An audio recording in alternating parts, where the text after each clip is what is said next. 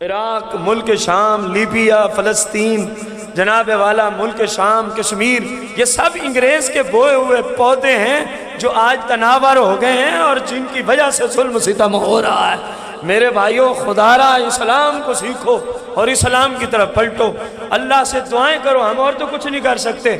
مالک ایسے حاکم دے جو جہاد فی سبیل اللہ کا اعلان کرنے والے ہوں۔ یا اللہ ایسے حکمران عطا فرما دے جو ان کمزوروں مظلوموں جن پہ یہود و نصارہ دن رات ظلم کر رہے ہیں۔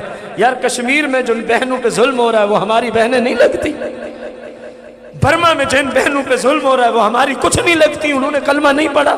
فلسطین میں جن پہ ظلم ہو رہا ہے ہمارے کچھ نہیں لگتے، انہوں نے کلمہ نہیں پڑھا۔ ملک شام پہ جو ظلم کی بربریت کی حالت ہوئی وہ ہمارے کچھ نہیں لگتے، انہوں نے کچھ نہیں پڑھا۔ انہوں نے بھی اسی رب کو ایک مان رکھا ہے جس کو ہم نے ایک مان رکھا ہے۔ میرے بھائیوں بزرگوں، رب سے دعائیں کرو کہ اللہ ایسا حاکم دے دے جو کفار کے سامنے ڈٹ جائے اور اعلان کرے کہ آج ہماری اسلامی سلطنت کی فوج اس ملک کو اسلام کی دعوت دینے جا رہی ہے، مان گئے فابہا، سلطنت چھوڑ گئے فابہا، ورنہ پھر جہاد کے لیے تیار ہو جائے۔ یہ صرف اسلامی حکمران کہیں اکٹھے ہو جائے نا، اپنی کوئی ایک ایسی تنظیم بنا لیں، اسلامی حکمران اکٹھے ہو جائیں اور یہ طے پا جائے کہ قرآن کے مطابق جہاد شروع کرتے ہیں۔